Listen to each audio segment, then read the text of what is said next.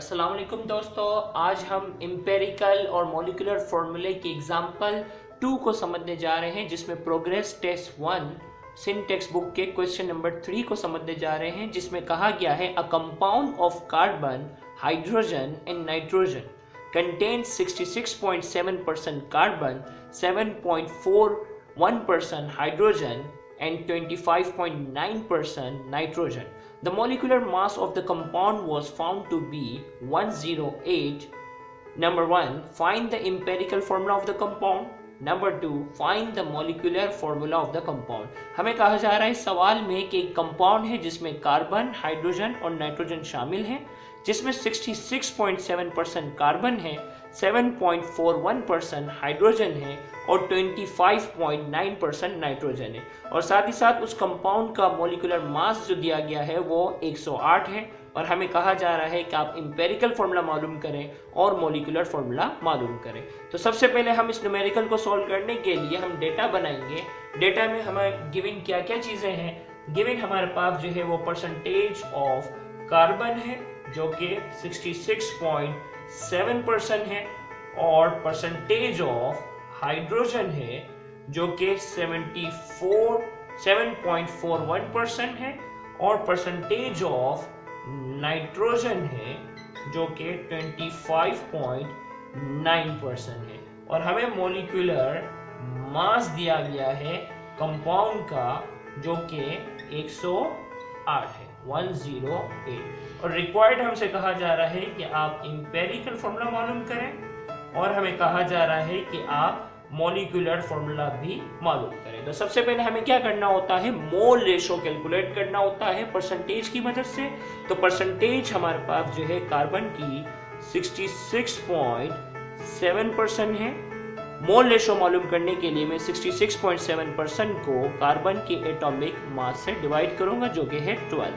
इसी तरीके से हाइड्रोजन की हमें परसेंटेज दी हुई है 7.41%, और मोल रेशो मालूम करने के लिए मैं इसके एटॉमिक मास से डिवाइड करता हूं जो कि 1 है, और नाइट्रोजन का 25.9% है जिसे मैं 14 से डिवाइड करूंगा। तो 66.7% को 12 से जब हम डिवाइड करते हैं तो हमारे पास वैल्यू आती है 5.55, और इसको जब हम 1 से डिवाइड करेंगे तो वैल्यू हमारे पास होगी 7.41, और 25.9 को जब हम डिवाइड करते हैं तो हमारे पास वैल्यू आती है 1.85। अब हम क्या करेंगे कि इन तीनों में से जो लीस्ट नंबर होगा उससे हम तीनों को डिवाइड करेंगे। तो लीस्ट नंबर हमारे पास यहाँ है 1.85, तो हम इन तीनों नंबर को 1.85 से डिवाइड करेंगे। तो 5.5, 7.41 और 1.85, तीनों को हम 1.85 से डिवाइड करने जा रहे हैं। तो जब हम 5.55 को 1.85 से डिवाइड करते हैं तो हमारे पास वैल्यू आती है 3। 7.41 को 1.85 से डिवाइड करते हैं तो हमारे पास वैल्यू आती है 4, और 1.85 को जब 1.85 से डिवाइड करते हैं तो हमारे पास वैल्यू आती है 1। इसका मतलब यहाँ हमारे पास एम्पेरिकल फॉर्मूला, कार्बन की वैल्यू क्या आ रही थी, 3 आ रही थी, तो यहाँ 3 कार्बन है। हाइड्रोजन के यहाँ 4 आ रहा है, इसका मतलब हाइड्रोजन है 4, और नाइट्रोजन हमारे पास 1 आ रहा है, इसका मतलब n की वैल्यू 1 है। तो हमारे पास एम्पेरिकल फॉर्मूला आ गया C3H4 और N1।